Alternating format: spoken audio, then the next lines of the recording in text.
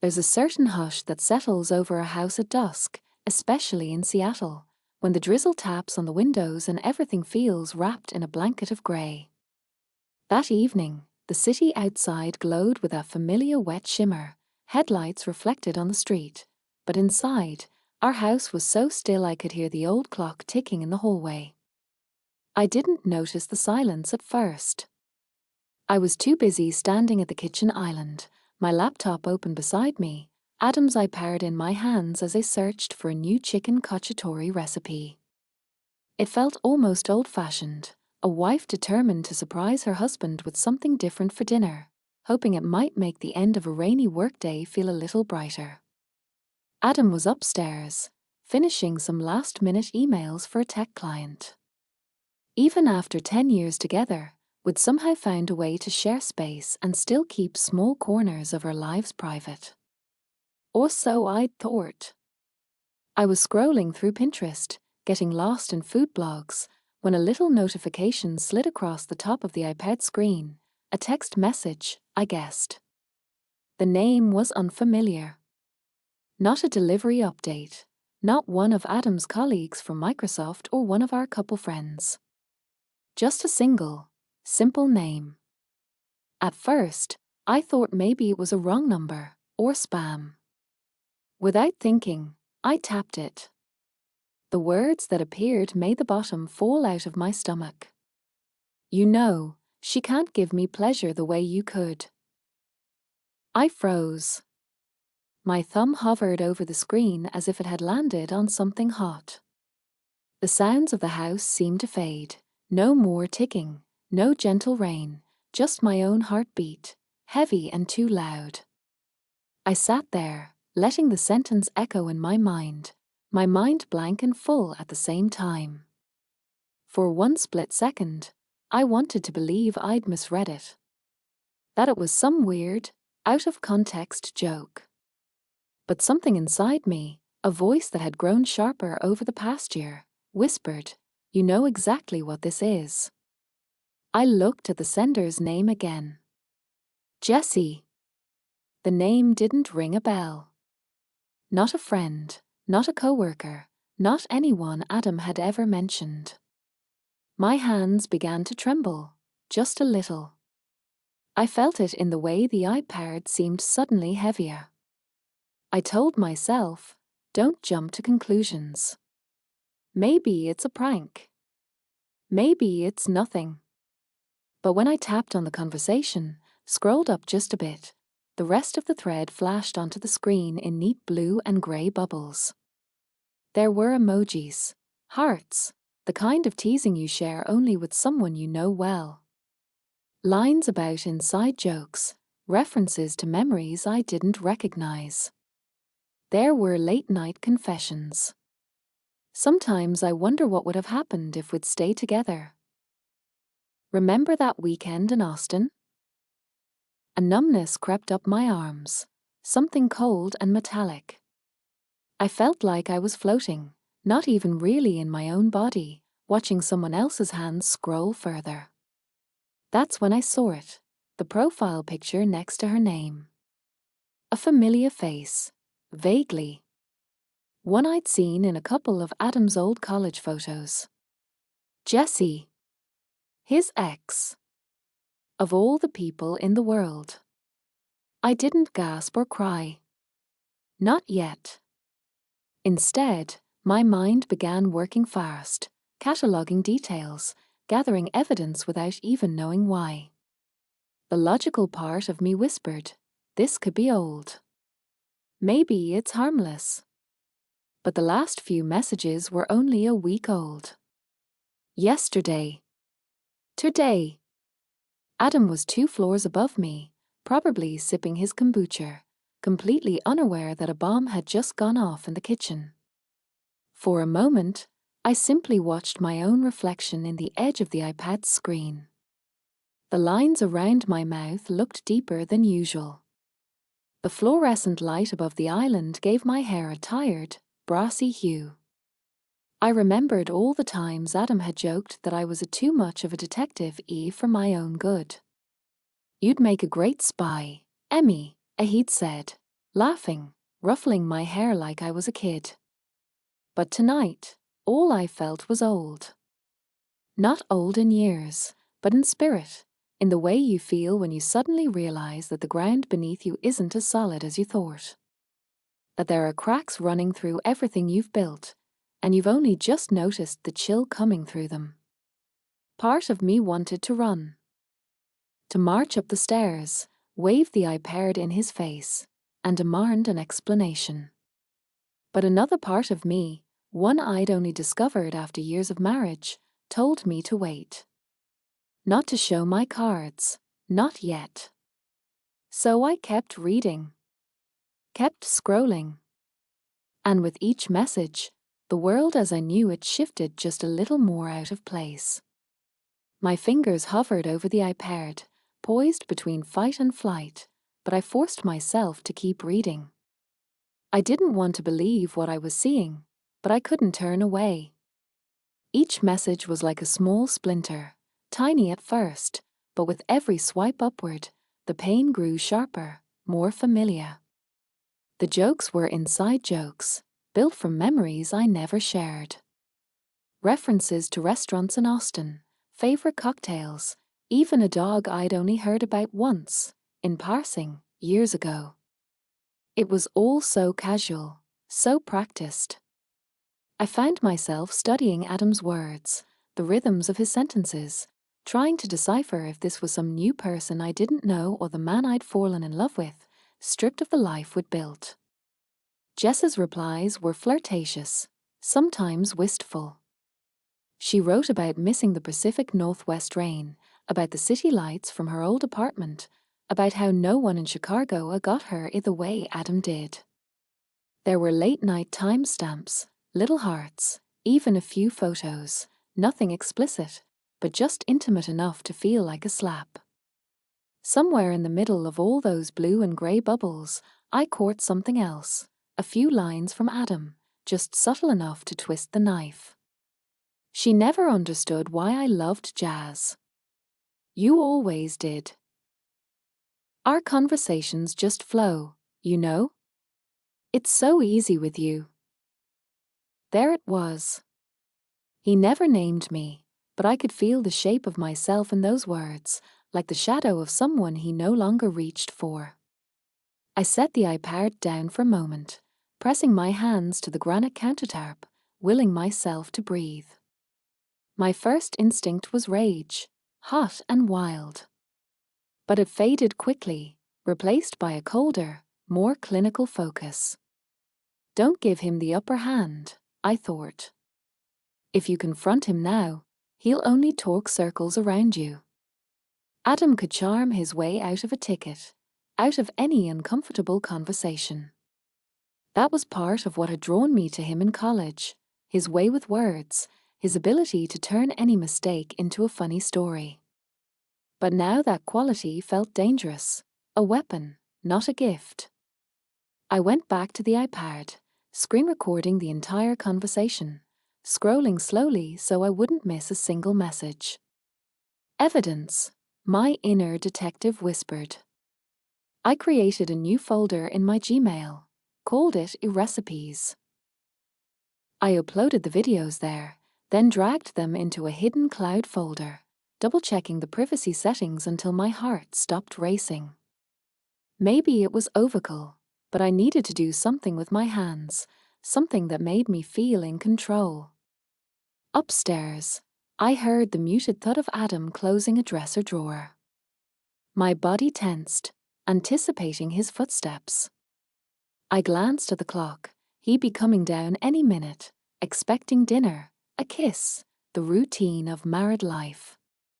I wiped the screen clean with the hem of my sleeve, shut the iPad, and placed it neatly beside my laptop. By the time Adam entered the kitchen, all signs of turmoil were locked away, buried beneath a polite smile. "Hey, Emmy," he said, breezing in, running his hands through his still damp hair. He looked relaxed, almost boyish, the stress lines on his forehead faded. "Did you find a recipe yet?" "I'm starving." I swallowed hard, conjuring my best suburban wife cheer. Actually, I did. Something new. I think you'll like it. I forced myself to sound natural, my voice warm and steady, even as my mind whirled. He leaned in and kissed my cheek, the gesture as casual as always. For a split second, I wondered if he could sense the shift in the air, the electricity, the secret I now carried. But Adam just moved to the fridge, poured himself a glass of kombucha, and started rambling about an annoying coworker and traffic on I-5. I listened. I smiled. I nodded at the right moments. Every I love you became a chess move.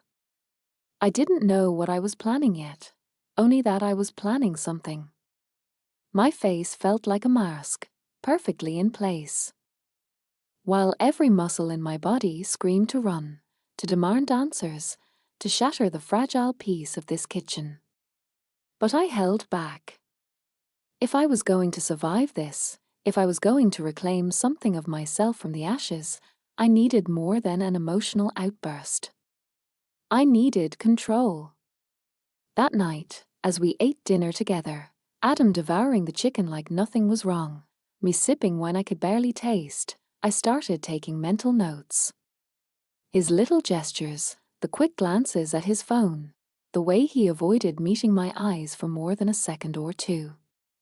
Had he always been this way, or was I just noticing now? When he laughed at his own joke about his boss, I joined in, a little louder than usual, watching him carefully. If he noticed anything strange, he didn't let on. Later, lying beside him in the dark, I listened to the steady rise and fall of his breathing. In the glow from the street lamp outside, Adam looked peaceful, innocent even. But I felt a strange satisfaction in keeping my distance, curled up on my side of the bed. He had no idea that I was already holding the knife that would cut him down. I didn't sleep much that night. Instead, I turned over every message in my mind, every possibility, every scenario. I wasn't the woman I'd been yesterday. Something fundamental had shifted, deep beneath the skin, and I didn't know if I would ever come back. Morning light in Seattle is almost always grey, filtering through clouds in a way that makes every room look washed out and honest. I woke before Adam, careful not to wake him as I slid from under the duvet and padded into the kitchen. My hands moved automatically. Coffee, toast, fruit, the small routines that make a day feel predictable. But my mind was anything but calm. I'd spent the night replaying every word, every emoji, every memory Adam and Jesse had tossed back and forth like a secret game. The question wasn't whether I would confront him. It was how and when. I felt like I was living in a spy movie, every gesture part of an elaborate setup. I sat at the kitchen counter with my laptop, the recipes a folder open on my screen. Each file was neatly named, screenshots and videos, the digital proof of Adam's double life. I stared at the evidence, waiting for some tidal wave of grief or anger to wash over me. But instead, I felt a cold sort of focus. Not sadness. Not rage. Something that felt closer to resolve. Adam came downstairs a few minutes later, his hair sticking up in odd directions, still in his faded college t-shirt. He smiled at me like nothing had changed. Morning, M. Did you sleep? Yeah, I lied, pouring his coffee just the way he liked it. Did you dream? He shook his head and launched into a monologue about an upcoming project deadline, oblivious to the way my hand shook when I set his mug in front of him. I watched him, searching his face for some sign, guilt, nervousness, even excitement. But all I saw was routine, the practiced ease of someone who's mastered the art of living two lives. I found myself wondering when things had started to unravel. Had there been warning signs, tiny cracks I'd chosen to ignore? Was it the way Adam had suddenly gotten back into shape, the cologne he'd started wearing again, or the extra business trips to San Francisco he claimed were just client stuff? It was all so easy to justify in the moment, but now every memory shimmered with suspicion. The day wore on, and I moved through it like a ghost. I texted my best friend Tara, the only person in the world I could trust with the smallest pieces of this secret, but I stopped myself before hitting send. Something inside me refused to share the evidence yet, not until I'd figured out my next move. Instead, I threw myself into chores. I deep cleaned the bathroom, organized the spice rack, even cleaned out the garage, a space Adam had always claimed as his. All the while, my mind worked over the messages, turning them into a mental map, a kind of blueprint for what came next. If Adam thought he knew me, he was wrong. I was no longer the woman who waited patiently for him to come home late, who listened to excuses, who believed that love was about forgiveness no matter what. No, I was someone else now. Someone who was planning, step by step, how to make him regret ever thinking he could have it both ways. That evening, I made sure everything looked perfectly normal. I made his favorite dinner, lemon garlic salmon, the kind he always bragged about to friends. I even poured him a glass of his favorite Pinot Noir and sat across from him, laughing at the right jokes, keeping the conversation light. Adam seemed to relax, dropping his guard. He lingered in the kitchen, telling me about office politics, how he was the only one who knew how to fix anything. I nodded, studied his face, and stored away every detail. But behind the sweetness, my mind was working double time. I checked Jess's social media again, her Instagram, her Facebook, her LinkedIn, piecing together her world. She posted about new beginnings, yoga classes, a recent move back to Chicago, but there were no signs of Adam. Their relationship was invisible, except for the digital trace they'd left in his messages. That night, as Adam drifted off beside me, I lay awake staring at the ceiling. I could have ended it right then, thrown the evidence at him, screamed, cried, demanded answers. But I didn't want a confrontation he could wiggle out of. I wanted something more, a moment he couldn't escape, a reckoning he'd never see coming. I started sketching it out in my mind, piece by piece. A confrontation, but not in private. A truth that would unmask him not just to me, but to the people who thought they knew him. I wanted him to feel the same isolation, the same sense of betrayal I felt. As the first light crept through the blinds, I knew what I had to do. I wasn't sure what it would cost me, or what would be left when it was over. But for the first time since the moment I read Jess's message, I felt a sliver of power, cold and clean as the dawn. It's funny how easily people fall back into old habits when they think they're safe. Over the next week, I became the version of myself Adam probably wished I'd always been. Present, affectionate, attentive in a way I hadn't been since the honeymoon phase of our marriage. I laughed at his stories, rested my hand on his arm when we watched TV, sent him texts in the middle of the day just to say I missed him. Every gesture, every word, every smile was deliberate. I wanted him to believe that he was in the clear, that I was still blissfully ignorant. Watching Adam relax was almost amusing. The defensiveness he'd shown in the past few months faded, replaced by a smug kind of ease.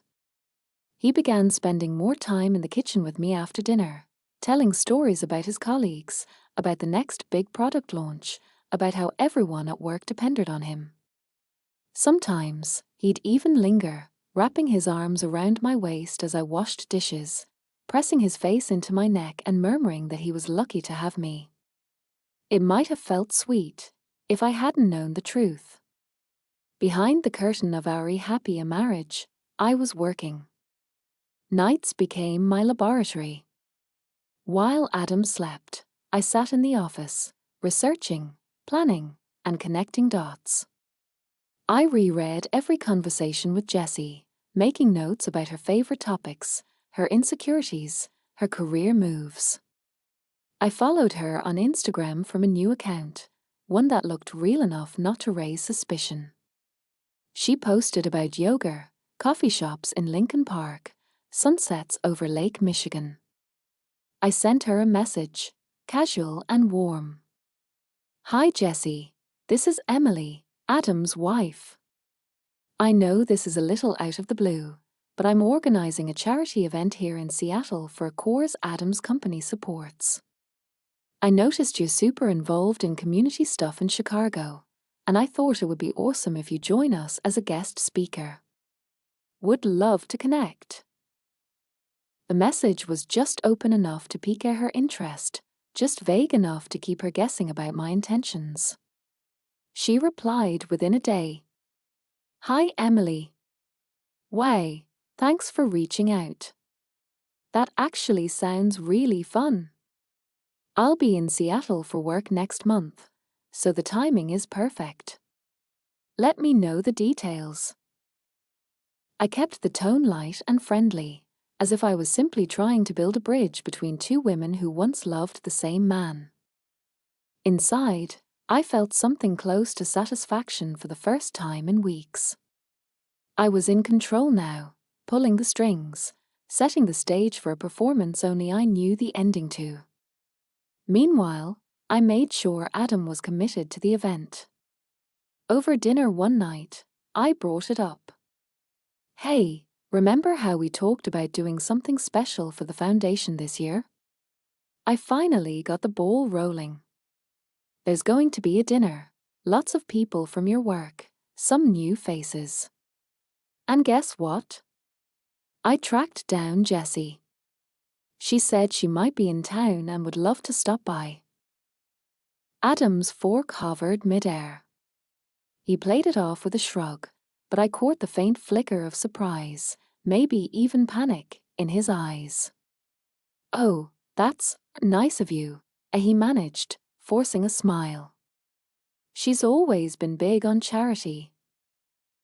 I nodded, hiding my own smile behind my wine glass. "Exactly. Plus, I figured it would be nice to have some fresh faces. Seattle's a small world, after all." From that moment on, Adam was trapped, even if he didn't know it yet. He offered to help with the guest list, suggesting a few work friends and some of our neighbors. I agreed to everything. I wanted an audience. I wanted witnesses. At night, I lay awake, rehearsing every detail, the seating arrangement, the flow of the evening, the moment when the truth would come crashing down. I imagined the look on Adam's face when he realized what was happening, the way the room would shift, the whispers, the stunned silence. But I didn't let myself get carried away by anger. Instead, I channeled every emotion into my plan. I started to enjoy the act of pretending, the thrill of living a double life. There was a kind of artistry to it, turning heartbreak into a stage production, pain into performance.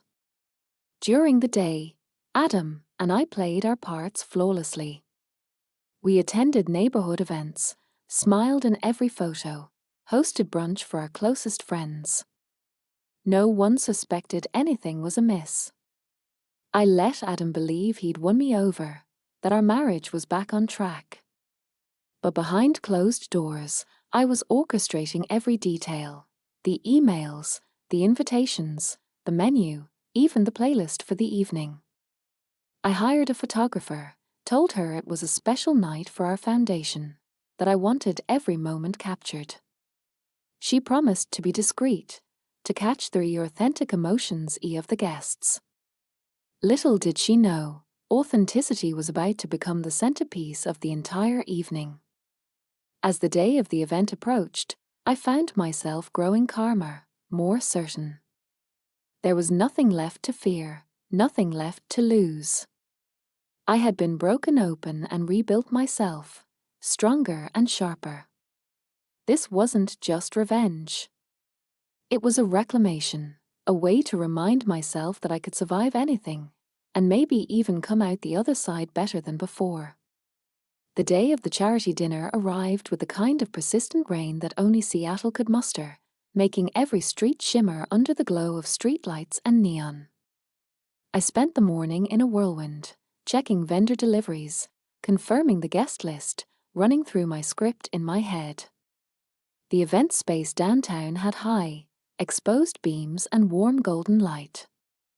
I'd chosen every detail with precision: white tablecloths, lush green centerpieces, an understated elegance that made everyone feel important. Adam moved through the house all day, uncharacteristically helpful, offering to pick up last-minute items, double-checking RSVPs, even suggesting which jazz playlist would keep the mood light during cocktails. I watched him closely, noting the way he tried to project confidence. He wore his favorite navy suit, the one he reserved for work presentations, and greeted every compliment with his usual charming modesty. If he was nervous, he hid it well. As evening approached, guests began arriving: Adam's colleagues, our neighbors, a handful of my friends from the local animal rescue. I welcomed everyone with practiced warmth, my dress a rich emerald green that set off my eyes and drew every glance. I shook hands, exchanged hugs, and tried to keep my hands from trembling as I poured wine and made introductions. It didn't take long for the room to fill with the pleasant hum of conversation. Laughter echoing off the exposed brick. Adam worked the room like a seasoned host, but his eyes kept darting to the door, as if he couldn't help but anticipate Jess's arrival. I watched him from across the room, feeling both distant and hyperaware, as if I was watching a scene unfold from behind a glass wall. When Jessie finally walked in, I recognized her immediately, even though years had passed since I'd seen her in photos. She was striking, tall, confident, dressed in a simple but perfectly tailored navy dress. She scanned the room, her expression equal parts curious and self-assured. I crossed the floor and greeted her with the kind of open-armed enthusiasm I'd perfected over the last week. "Jessie, I'm so glad you could make it. Let me get you a drink." She smiled, perhaps a bit wary, but she accepted. As I led her through the crowd, I made a point to introduce her to everyone: Adam's co-workers, our neighbors, the event photographer.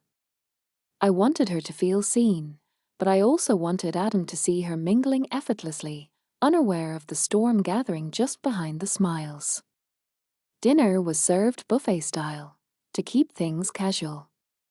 Conversation swirled around fundraising, favorite vacation spots, and the latest scandal at Adam's company. Jessie laughed at all the right moments, fitting in as if she'd never left Seattle. Adam seemed to relax a little, even joking about the old days, their mutual friends from college, stories I'd only ever heard secondhand. After dinner, as guests lingered over dessert and coffee, I quietly excused myself to the small staging area near the front of the room. My heart pounded in my chest, not from nerves, but from the surety that everything I'd planned was about to fall into place.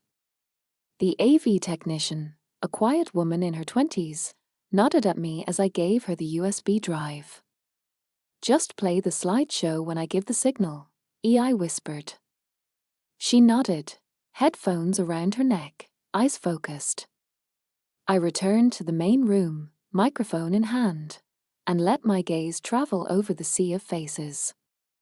I smiled as I thanked everyone for coming, spoke briefly about the animal rescue, about community, about trust, and the importance of showing up for the people and pets you love. I was warm, poised, every inch the gracious hostess.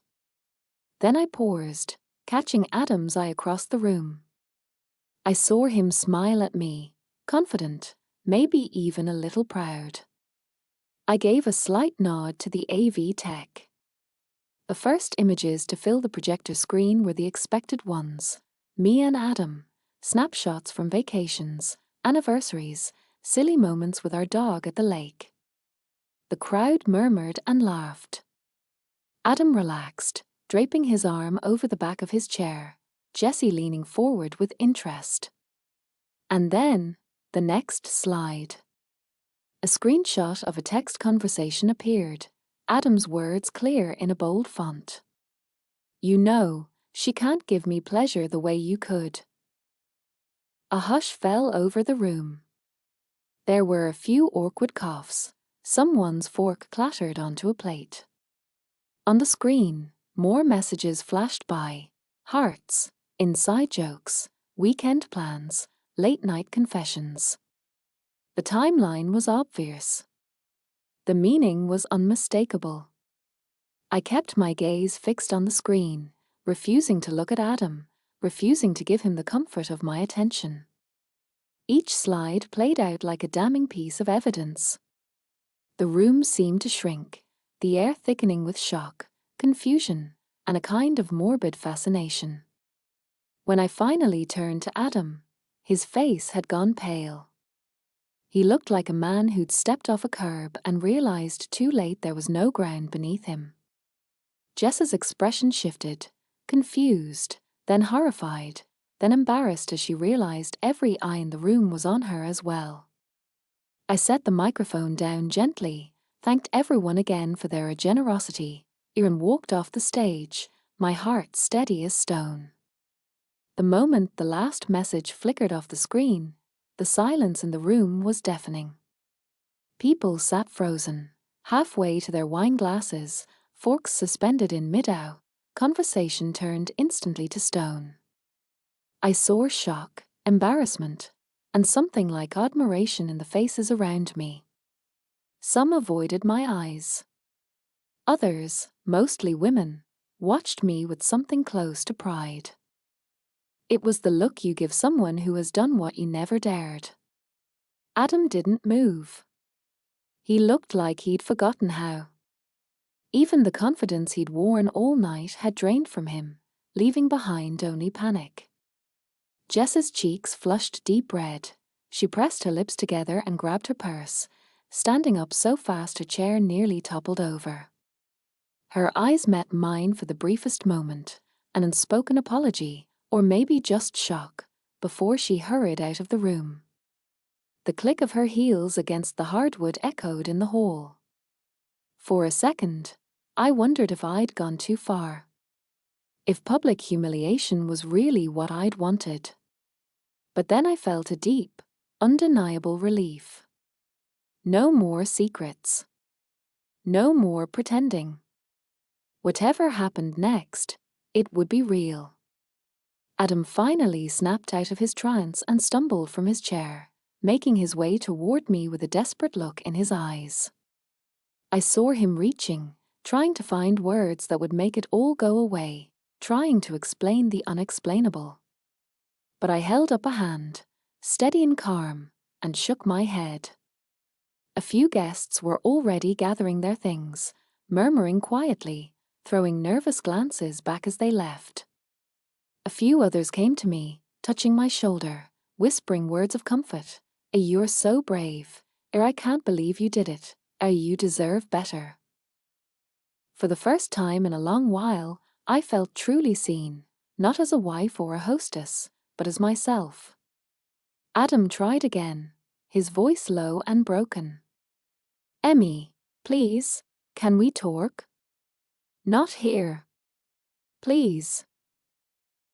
He looked around, suddenly aware of the eyes on him, the judgment settling on his shoulders like a heavy coat.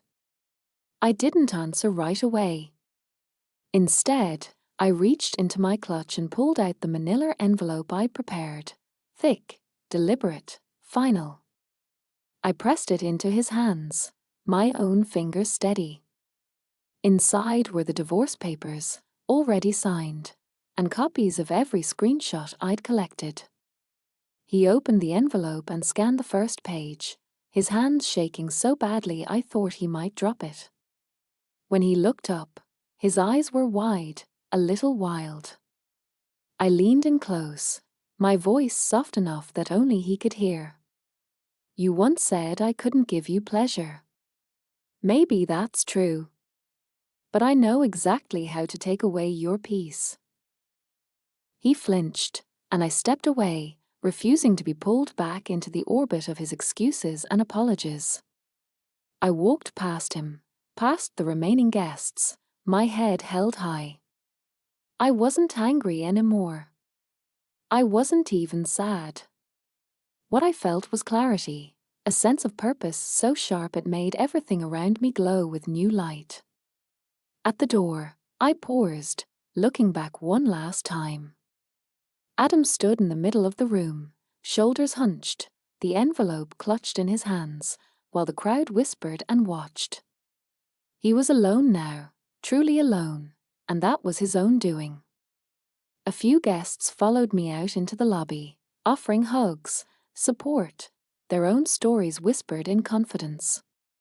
One woman, a neighbor I'd only ever spoken to about recycling schedules and dog parks, squeezed my hand and said, "You did what I wish I'd had the courage to do." Outside, the rain had stopped. The city shimmered, washed clean, full of possibility. I stood for a moment beneath the awning, letting the cool air settle around me. Then, from somewhere in the crowd, a gentle applause rose, soft, uncertain at first, then a little stronger.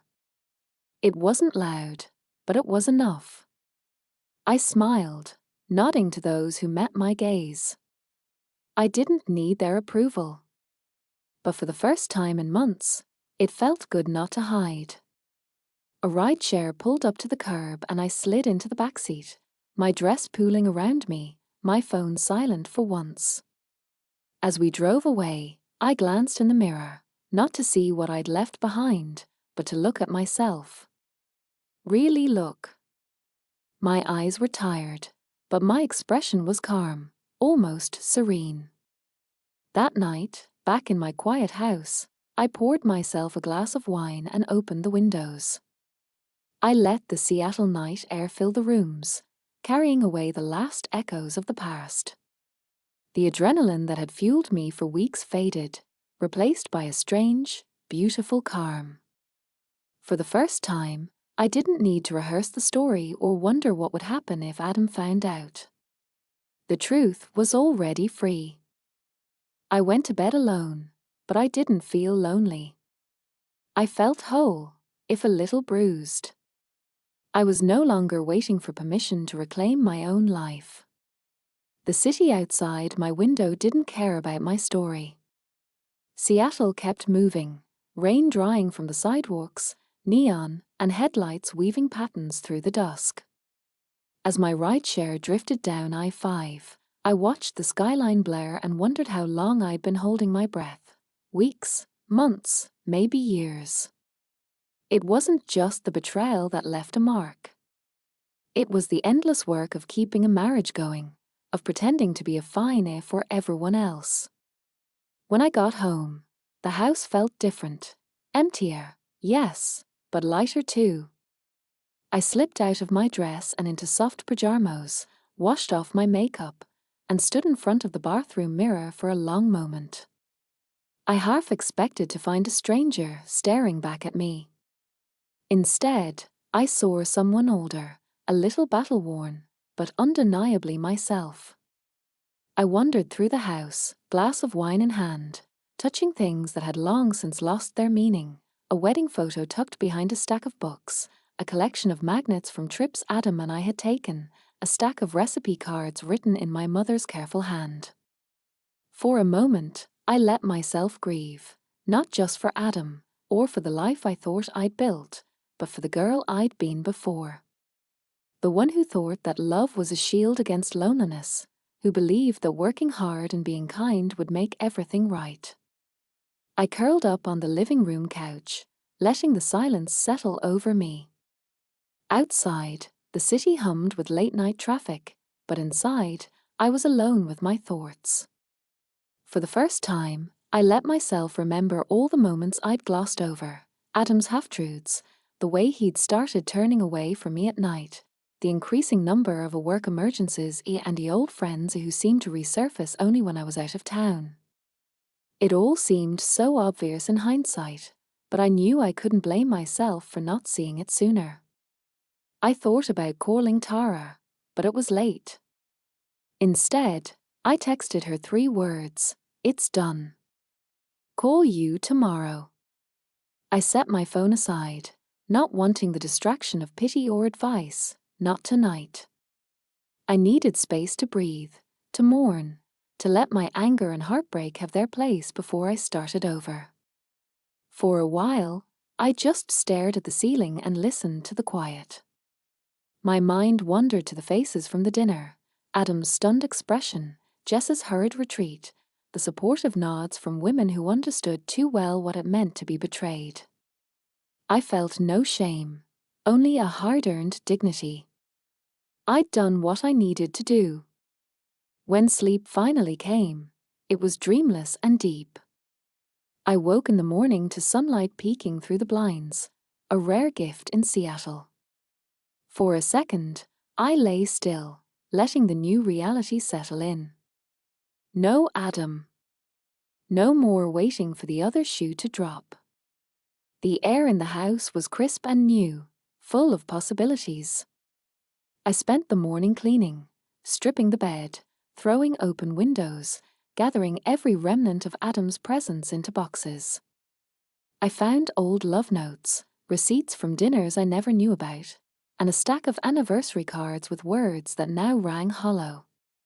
I didn't cry. I worked steadily, almost peacefully, reclaiming the space room by room. By noon, the house felt almost like my own again. Around lunchtime, Tara called, her voice full of questions and worry. I gave her the brief version, what I'd found, what I'd done, what I felt now. She listened, then let out a low whistle. "You're a legend, Em. Seriously. I know it hurts, but you did what half of Seattle only dreams of." We talked for a while, her words a balm, her jokes drawing a laugh for me that felt more real than anything I'd managed in weeks. After we hung up, I sat for a moment at the kitchen table, the recipes of folders still open on my laptop, and considered deleting it all. Not out of denial, but as a final act of freedom. After a long pause, I did. The evidence had served its purpose. I didn't need to relive the pain to know what I'd survived. That afternoon, I went for a long walk around Green Lake, letting the fresh air and the sight of runners, dog walkers, and kids playing on the grass remind me that life would go on. No matter how big the storm. With every step, I felt lighter. The world hadn't ended. In fact, it felt like it was just beginning. When I got back home, I sat down and wrote a list, not of chores, but of dreams. Little things, big things, everything I'd put on hold until Adam had more time, until we could afford it, until things felt right. Cooking classes in Italy. Painting the guest room yellow. Getting a dog of my own. Learning to dance. Laughing until my stomach hurt. Letting myself be loved, one day, by someone who deserved it. I put the list on my fridge, poured another glass of wine, and made myself dinner. It wasn't fancy, just pasta with too much garlic and a side of roasted vegetables, but it tasted like freedom. That night, as I crawled into bed, I felt the ache of loss and the glow of hope intertwined, like the first light after a storm. I didn't know what the future held, but for the first time in a long while, I was eager to find out.